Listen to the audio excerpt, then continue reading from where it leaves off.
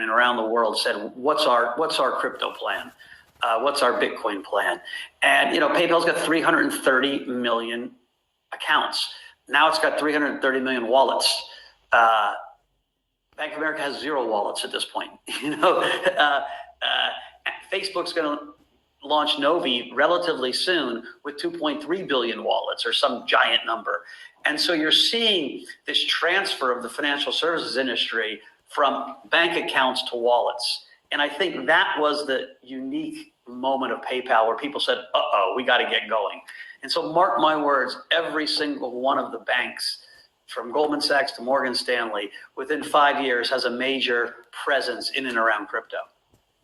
Jared Blickery here. I happen to be a long-term bull, but we've seen some incredible pullbacks, greater than 90% many times over the years. I'm just wondering, in this maybe new normal where we have a lot more institutional support, do you still see potential pullbacks like that are so painful to go through? Yeah, I think we're gonna have volatility. Right now, we're getting close to 20,000, like the old highs. Rarely does a market trade to the old highs and go right through it, right? It's just markets usually touch the old highs, exhaust themselves, correct a little bit, and then take out the high. And so there's big support around 14.5, 15,000. And so listen, 19,000 to 15,000 would feel pretty painful if you just bought it here at 19. I don't think we're going to get down below 12,000 again in this episode. Listen, if something dramatic changed, if Janet Yellen came in and said, we're going to arrest anyone who touches a Bitcoin, the regulatory risk is there. It's being diminished, and we're seeing regulators move the other direction. From the OCC saying banks can custody, crypto, all across the world, we're seeing this idea that the digitalization of money is happening. And so that architecture that you need for the Chinese stablecoin or the US stablecoin that will come out is the same architecture that Bitcoin and Ethereum and the rest of crypto trades on.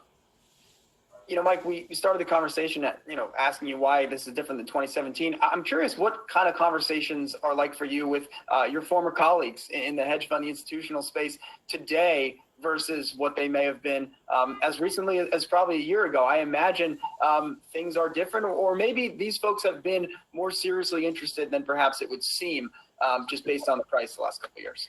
I think there has been a quiet group of people that have been focused on this, that have bought it in their personal accounts, but not in their institutions. And this is really the first year where people are like, okay, my hedge fund needs to be part of this. My asset management firm needs to be part of this.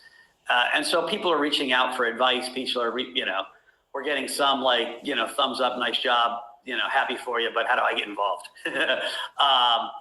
The talent that's moving into the space is real. I think, we just hired, Damian Vanderveld, who was, a partner at Goldman Sachs for 6 years, and he's leaving Goldman Sachs to work at a crypto company. 4 years ago, you weren't getting partners at Goldman Sachs leaving their jobs to come here. And so I think you're going to see a lot of talent migrate into this space real quick. And also, is this just for professionals? Or people can get burned really easily?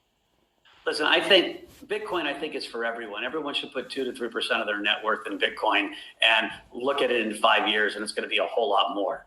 I think Ethereum is also a coin that you can put into your portfolio. Ethereum will be most likely the protocol that lots and lots of decentralized finance gets built on top of, the stable coins we were talking about. And so those are the two, I think, core coins. Other than that, it really becomes a trickier game. There was a giant rally in the last 2 days of many altcoins. They're lower volume, lower market cap, easy to squeeze. And so fun for professionals to trade, but can be, you can lose 60% of your money in a day. And so, fair warning, if you're going to play in those things, do it with small size and know what you're doing. For our institutional customers, it's almost all Bitcoin and Ethereum at this point. Mike, Janet Yellen is potential Treasury Secretary. Do you think she is bullish for Bitcoin and other cryptos? One of the guys that she was dovish as Fed chairman. She'll still have dovish policies as Treasury Secretary, put pressure on the dollar, bullish on Bitcoin. Yeah, I think the country's rich poor gap, the country's productivity gap is going to require Janet Yellen to push for more stimulus and more stimulus. And so we've got a dove by nature and a social architect by nature. And so you're going to have a macro environment that's bullish for gold, bullish for Bitcoin, bullish for hard assets. Her approach to Bitcoin as a financial asset for payments, 8 years ago wasn't or 5 years ago wasn't that constructive, but a lot has changed. So we're waiting to see what she says currently about crypto in general. But I think she's a dove for markets, which is good for Bitcoin, and to be determined for Bitcoin specific. Mike, thinking longer term, I guess on the role of Bitcoin and digital currencies within society, you mentioned, inequalities, these structural problems that we need to address as a country. And you also referenced, I guess, a view that we'll probably have a Fed coin of sorts and China will have a digital currency. What role, I guess, does digital currencies play in trying to remake the economy as it's sort of, become in the last couple of decades with all of the problems that we see all around us today? Well, there are two examples that I'll give you. One is not as dramatic, but it's very important, right? Right now, if you want to take your money out of an ATM, they charge you $3.50 at a lot of places, or $2.50. And so if you're taking $20 out because you're not that wealthy, that's a monster tax, right? We're going to go to a stable coin-based payment system. We'll see who wins that race. And that'll be free. You'll move money around for broadly free. In the same way long distance rates went from $1 a minute to free, you're going to see money transfer and the whole banking system get disrupted.